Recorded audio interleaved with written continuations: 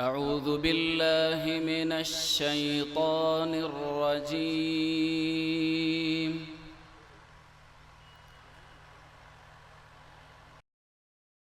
الله فلا مضل له ومن يضلله فلا هادي له وأشهد أن لا إله إلا الله وحده لا شريك له وأشهد أن محمدا عبده ورسوله. أما بعد فإن خير الحديث كتاب الله وخير الهدي هدي محمد صلى الله عليه وسلم وشر الأمور محدثاتها وكل محدثة بدعة وكل بدعة ضلالة وكل ضلالة في النار. الله أكبر الله أكبر لا إله إلا الله والله أكبر الله أكبر ولله الحمد. برادران اسلام، خواتین ملت اور پیارے بچوں، اللہ رب العالمین کا بے پناہ شکر و احسان ہے کہ اس نے مسرتوں سے بھرا دن ہمیں عنایت کیا اور اپنا دوسرا بڑا تہوار منانے کی توفیق عطا فرمائی. یہ تہوار قربانی سے جڑا ہوا ہے. اللہ تعالی ہمیں سنت کے مطابق قربانی کرنے کی توفیق عطا فرمائے اور ہماری قربانیوں کو اور ہماری دیگر عبادتوں کو قبول فرمائے. محترم حاضرین، یہ قربانی کیا ہے؟ قرآن کی ایک آیت میں اس کا پورا خلاصہ بیان کر دیا گیا ہے. وَلِكُلِّ أُمَّةٍ جَعَلْنَا مَنسَكًا لِيَذْكُرُوا اسْمَ اللَّهِ عَلَى مَا رَزَقَهُم مِّن بَهِيمَةِ الْأَنْعَامِ فَإِلَٰهُكُمْ إِلَٰهٌ وَاحِدٌ فَلَهُ أَسْلِمُوا وَبَشِّرِ الْمُخْبِتِينَ. سورہ حج کے اندر اللہ تعالیٰ نے فرمایا ہے کہ ہر قوم کے لیے ہم نے قربانی کی کوئی نہ کوئی شکل مقرر کی تاکہ لوگ ان جانوروں پر اللہ کا نام ذکر کریں جو جن جانوروں کو اللہ تعالیٰ نے انہیں فراہم کیا ہے، عطا کیا. تمہارا معبود ایک معبود ہے، اسی کے سامنے جھک جاؤ اور اے نبی، تواضع اختیار کرنے والوں کو، جھکنے والوں کو آپ خوشخبری سنا دیجیے. اس آیت کے اندر قربانی کی تاریخ، قربانی کا مقصد، قربانی کے جانور، ساری چیزوں کا تذکرہ کر دیا گیا. وَلِكُلِّ أُمَّةٍ جَعَلْنَا مَنسَكًا. آپ جانتے ہیں کہ قربانی کا معاملہ آدم علیہ السلام کے 2 بیٹوں سے شروع ہوتا ہے. وَاتْلُ عَلَيْهِمْ نَبَأَ ابْنَيْ آدَمَ بِالْحَقِّ إِذْ قَرَّبَا قُرْبَانًا فَتُقُبِّلَ مِنْ أَحَدِهِمَا وَلَمْ يُتَقَبَّلْ مِنَ الْآخَرِ. آدم علیہ السلام کے 2 بیٹوں نے قربانی کی، جن میں سے ایک کی قربانی قبول ہوئی اور دوسرے کی قربانی قبول نہیں ہوئی. یہ آدم علیہ السلام کے 2 بیٹے، اور اس وقت سے برابر قربانی پیش کرنے کا سلسلہ جاری ہے. ابراہیم علیہ السلام کی قربانی بھی اسی کا تسلسل ہے، اور چونکہ انتہائی غیر معمولی وہ واقعہ تھا کہ ایک باپ اللہ کی رضا کے لیے اللہ کے ایک اشارے پر اپنے لخت جگر کو، اپنے بیٹے کو قربان کرنے کے لیے تیار ہو جاتا ہے. نہ صرف تیار ہو جاتا ہے بلکہ اپنے بیٹے کو پچھاڑ کر کے اس کے گلے پر چھری پھیرنے کے لیے تیار ہو جاتا ہے. لیکن اللہ تعالیٰ کو یہی آزمانا تھا کہ دیکھیں کہ ابراہیم علیہ السلام ہمارے حکم کے سامنے یا ہمارے اشارے پر کیسے عمل کرتے ہیں. اللہ تعالیٰ نے کہا کہ بس کافی ہے. اس کی ان کے لخت جگر اسماعیل علیہ السلام کی جگہ ایک جانور اللہ تعالیٰ نے بھیج دیا جو ذبح ہوا اور پھر یہ قربانی وترکنا علیہ فی الآخر ہمیشہ ہمیشہ کے لیے سنت مقرر کر دی۔ پھر نبی اکرم جناب محمد رسول اللہ صلی اللہ علیہ وسلم نے اپنی پوری مدنی زندگی میں قربانی کا اہتمام کیا، الگ الگ مواقع پر آپ نے قربانیاں کی۔ تو یہ قربانی جیسا کہ آپ نے دیکھا کہ انسانیت کے وجود سے جڑی ہوئی، انسان کا وجود جب سے ہے تب سے قربانی، اور اللہ تعالیٰ نے ہر قوم کے لیے قربانی جو کہا کہ مقرر کی، ہر مذہب جو مذاہب آئے، اللہ تعالیٰ نے جتنے انبیاء کرام کو بھیجا، جتنے مذاہب نازل کیے، ہر ایک کے اندر قربانی کا وجود، قربانی کا تصور پایا جاتا ہے۔ عیسائیوں کے اندر دیکھیے، ان کی مقدس کتاب بائبل کے اندر دیکھیے، قربانی کا تفصیل سے بیان۔ کہنے کا مطلب یہ کہ قربانی صرف اہل اسلام کے لیے کہ یہاں نہیں ہے کہ صرف مسلمان قربانی کرتے ہیں، ہر قوم کے اندر قربانی۔ تو عیسائیوں کی مذہبی کتابوں میں آپ دیکھیے قربانی کا مکمل طور سے تذکرہ ہے۔ یہودیوں کے یہاں آپ دیکھیے، ان کے یہاں بھی قربانی کا تفصیل سے بیان ہے اور اس پر وہ عمل کرتے ہیں۔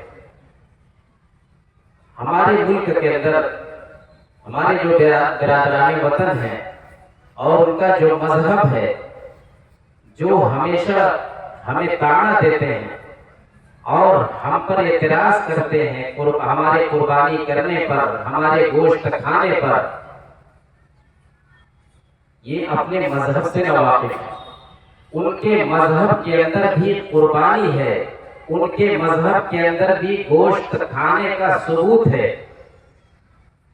ان کی مذہبی کتابوں میں آپ جا کر کے دیکھیں گے، ان کی جو مذہبی کتابیں ہیں، کئی کتابیں ہیں، ان کتابوں کے اندر نہ صرف یہ کہ قربانی کا تذکرہ ہے، بلکہ قربانی کے جانور کیا کیا ہونے چاہیے، کن کن جانوروں کی قربانی کی جا سکتی ہے، کن کے لیے کی جا سکتی ہے، یہاں تک کہ ہم جو بحث کرتے ہیں میت کے لیے قربانی، اس کا بھی ان کے یہاں تذکرہ پایا جاتا ہے کہ کوئی شخص گزر چکا ہو، کوئی اپنے گزرے ہوئے ماتا پتا والدین کو کی آتما کو شانتی پہنچانے کے لیے کیا کرے، تو اس کے لیے بتایا گیا ہے کہ فلاں جانور ذبح کرو گے تو 1 مہینے تک ان کی آتما کو شانتی ملے گی، فلاں جانور ذبح کرو گے تو 2 مہینے تک، فلاں جانور کو 3 مہینے، اس طرح سے 12 مہینے تک کا تذکرہ ہے کہ فلاں جانور کو اگر ذبح کرو گے یعنی قربانی دو گے تو ان کی روح کو اتنے دن تک سکون ملے گا اور وہ شانتی سے رہیں گے۔ گوشت کھانا یہ کوئی جرم نہیں ہے، گوشت کھانے کا بھی ان کی مذہبی کتابوں کے اندر تذکرہ ہے، کن کن جانوروں کا گوشت کھانا چاہیے، کیوں کھانا چاہیے، اس کی اجازت ہے اور اس کا بھی تفصیل سے تذکرہ موجود ہے۔ اس لیے ہمیں بعض معترضین، آج کل سوشل میڈیا کا دور ہے، اس طرح کے اعتراضات سن کر کے ہمارے نوجوان گھبراتے ہیں، وہ سمجھتے ہیں کہ ہم اسلام کے اندر قربانی کا جو تصور ہے یہ ایک قابل اعتراض چیز ہے اور اس کا ہمیں دفاع کرنا چاہیے۔ نہیں، ہر مذہب کے اندر، چاہے وہ آسمانی مذاہب ہوں، چاہے زمینی مذاہب ہوں، بناوٹی مذاہب ہوں، ہر ایک کے اندر قربانی کا تصور ہے، قربانی کا حکم ہے، قربانی کے احکام بیان کیے گئے۔ گوشت کھانے کو لے کر کے برابر باتیں اٹھائی جاتی، لگتا ایسا ہے کہ مسلمانوں کے علاوہ دنیا میں کوئی گوشت کھاتا ہی نہیں۔ ہم اپنے ملک کو لے لیں، روزانہ کتنے ٹن، اربوں ٹن کہہ لیجئے گوشت پورے ملک کے اندر کھائے جاتے ہیں۔ مسلمان کتنے ہیں؟ 15%، 20%۔ یہ گوشت کون کھاتا ہے؟ سب لوگ کھاتے ہیں۔ جین مذہب اور بدھ مذہب، ان دو مذہبوں کے اندر کچھ پابندی ہے گوشت کھانے کے تعلق سے، باقی ہندو مذہب میں تو کھلی چھوٹ ہے اور دیگر مذاہب میں چھوٹ ہے۔ تو گوشت کھانا یہ کوئی جرم کی بات نہیں۔ اللہ تعالیٰ نے اس زمین کے اندر جس طریقے سے انسانوں کو پیدا کیا ہے، اسی طریقے سے مختلف قسم کے حیوانوں کو بھی پیدا کیا ہے۔ ان حیوانوں کو ہم اپنی ضرورت کے لیے استعمال کرتے ہیں، ان کا دودھ استعمال کرتے ہیں، ان سے ہل چلواتے ہیں، ان پر سواری کرتے ہیں، ان پر اپنے سامان لاتے ہیں، ان پر بیٹھ کر کے سفر کرتے ہیں اور مختلف کاموں میں ان کا استعمال کرتے ہیں۔ یہ صرف مسلمان نہیں کرتے، سب لوگ کرتے ہیں۔ تو اگر جانور سے ہل چلوانا یہ ظلم نہیں ہے، جانور کے اوپر بیٹھ کر کے اور اس کو اپنی سواری بنانا یہ کوئی جرم نہیں ہے، تو اسی طریقے سے جانور کو اپنی خوراک بنانا یہ بھی کوئی جرم نہیں۔ اگر یہ جرم ہے تو وہ بھی جرم ہے۔ اس سے جانور کو تکلیف ہوتی ہے تو اس سے بھی تکلیف ہوتی ہے۔ تو گوشت انسانی ضرورت ہے۔ اسلام یہ نہیں کہتا کہ لازماً آپ گوشت کھائیں، اجازت ہے گوشت کھانے کی، اور اس میں بھی کچھ مخصوص قسم کے جانوروں کے گوشت کھانے کی اجازت ہے۔ اس کے اندر بھی بڑی مصلحت ہے۔ اگر کوئی مسلمان زندگی بھر گوشت نہ کھائے تو اس سے اس کے اسلام پر کوئی فرق نہیں پڑتا۔ ویج نان ویج کی بات، کوئی زندگی بھر ویجیٹیرین بنا ہے، اس کے اس دین پر مذہب پر کوئی فرق نہیں پڑتا، جس طرح سے ان کے یہاں نہیں فرق پڑتا۔ تو اس لیے میرے بھائیوں، اس سلسلے میں ہمیں کسی طرح کی غلط فہمی کا شکار نہیں ہونا چاہیے۔ البتہ قربانی کا مقصد جو ہے اس کو اللہ تعالیٰ نے کہتے ہیں کہ لِيَذْكُرُوا اسْمَ اللَّهِ عَلَىٰ مَا رَزَقَهُم مِّن بَهِيمَةِ الْأَنْعَامِ، یہ قربانی کس لیے مقرر کی گئی ہے؟ تاکہ اللہ تعالیٰ نے انسانوں کو بہیمۃ الانعام کی شکل میں جو رزق عطا کیا ہے، جانوروں کی شکل میں جو رزق مہیا کیا ہے، اس پر اللہ کا نام ذکر ہے۔ اس سے معلوم ہوا کہ قربانی کا مقصد یہ ہے کہ اللہ کو یاد کیا جائے، اللہ کا نام لے کر کے اس کی بارگاہ میں قربانی پیش کی جائے۔ قربانی کا سب سے اہم، قربانی کا سب سے ضروری جو حصہ ہے، جس کو کسی مسلمان کو نہیں بھولنا چاہیے کہ اللہ کے نام ہی سے قربانی ہوگی تو قبول ہوگی۔ یہ قربانی عبادت ہے۔ جس طریقے سے کوئی عبادت اللہ کے علاوہ کسی اور کے لیے کی جائے، اللہ کے علاوہ کسی اور کے نام پر کی جائے تو وہ عبادت نہیں، وہ شرک ہوتا ہے، وہ عبادت نہیں، اللہ کے یہاں ایسی عبادت قبول نہیں ہوتی۔ تو قربانی بھی صرف اور صرف اللہ کے نام سے کی جائے گی۔ بغیر بسم اللہ پڑھے کوئی جانور ذبح کیا جائے، اس کو ہمیشہ ہمیں یاد رکھنا ہے، ہماری زندگی کا ایک حصہ ہے۔ ہم جو گوشت کھاتے ہیں، جن حلال جانوروں کا گوشت کھاتے ہیں، ان کے لیے شرط ہے کہ اللہ کا نام لے کر کے ذبح کیا گیا ہو، اور ذبح کرنے والا موحد ہونا چاہیے، توحید پرست انسان ہونا چاہیے، ایک اللہ کو ماننے والا ہونا چاہیے، یعنی مسلمان ہو یا عیسائی ہو یا یہودی ہو۔ یہودیوں اور عیسائیوں کے ذبیحے کو بھی کھانے کی اجازت ہے۔ اگر کوئی یہودی ذبح کرتا ہے، کوئی عیسائی ذبح کرتا ہے تو اس کا ذبیحہ کھایا جا سکتا ہے۔ ایسے جانور جن کا کھانا جائز ہے، کیونکہ اس کی اجازت ہماری شریعت میں دی گئی ہے۔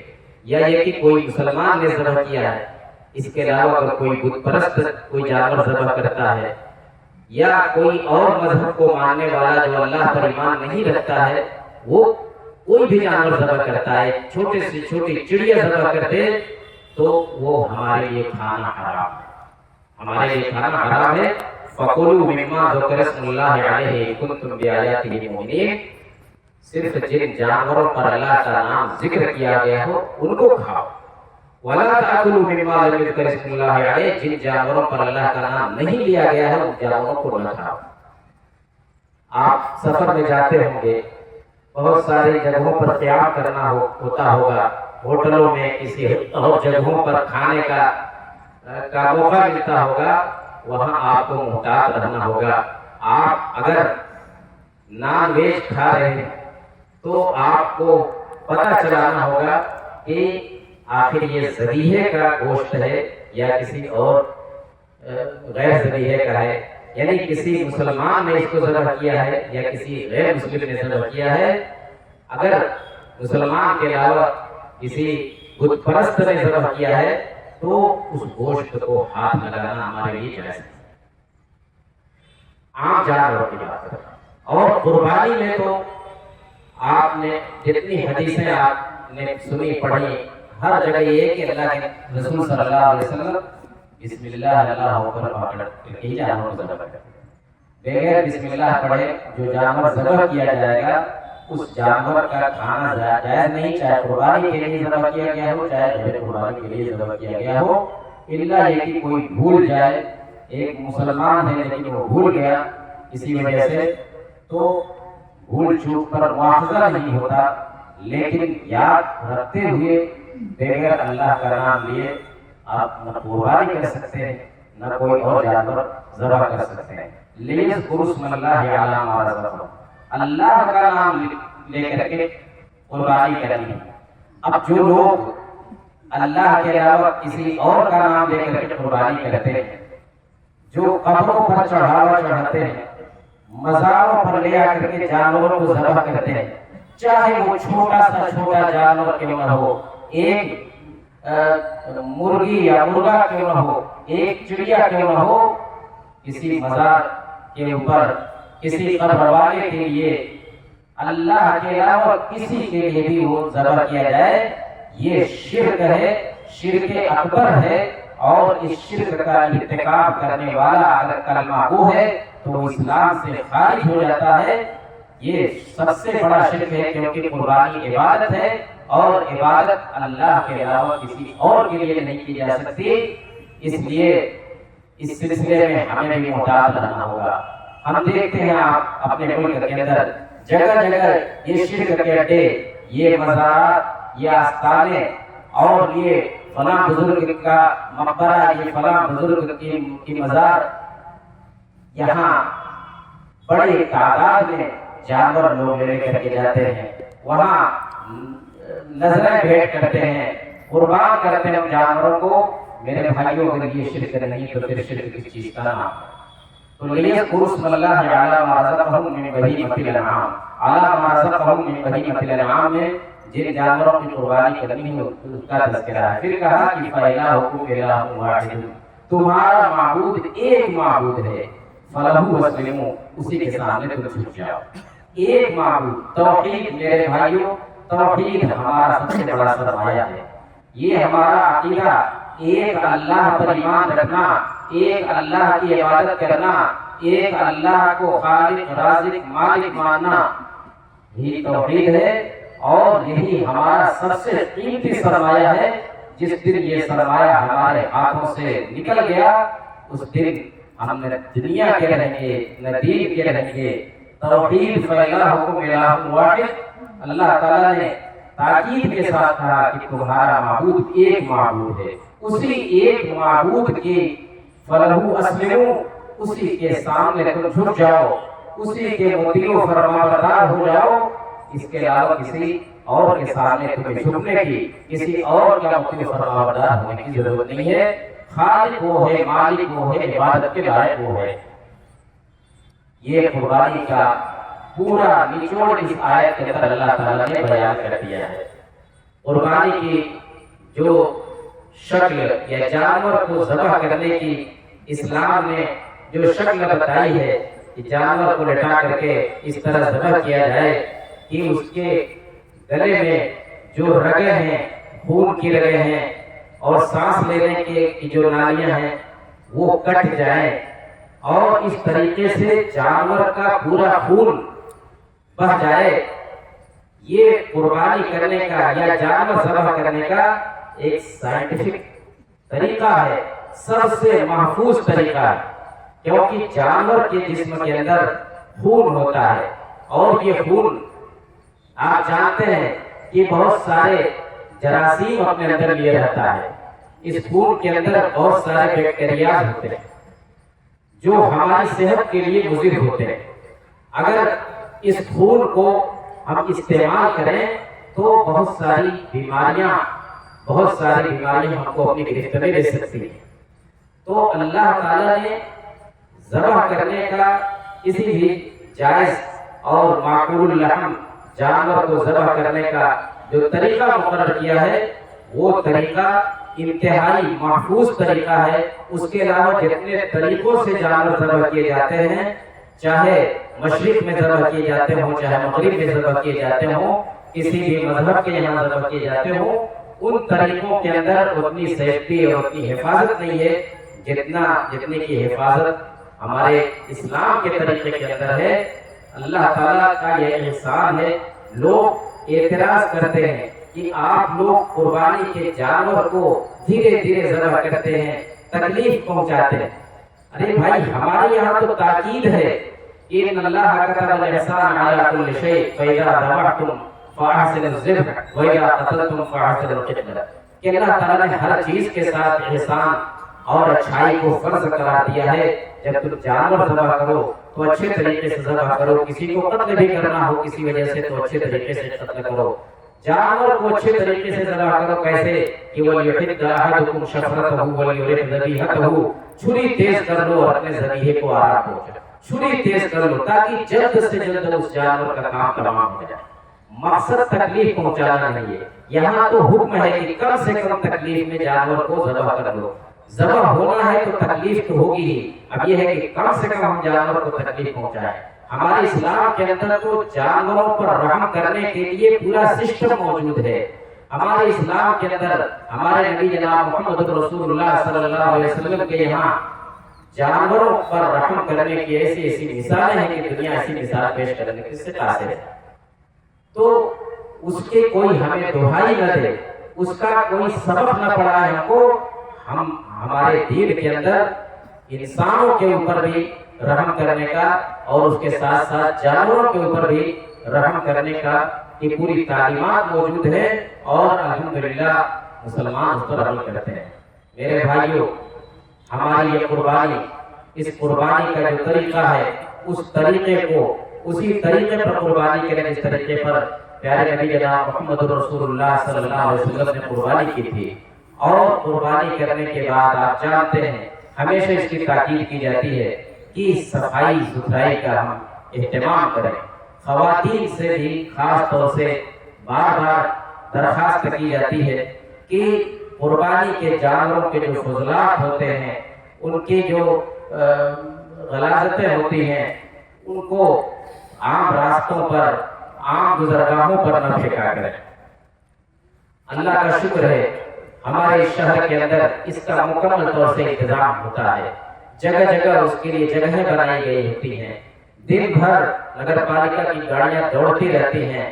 اس طرح کے واقعات کو ٹھکانے لگانے کے لیے پوری کوشش کی جاتی ہے، تو اس کے باوجود اگر ہم سستی کرتے ہیں، وقت بے وقت قربانی کے فضلات کو ادھر ادھر راستوں میں پھینکتے ہیں، تو سب سے پہلے ہم اس جرم کا ارتکاب کرتے ہیں کہ ہم اپنے دین کو بدنام کرتے ہیں، اپنے مذہب کو بدنام کرتے ہیں۔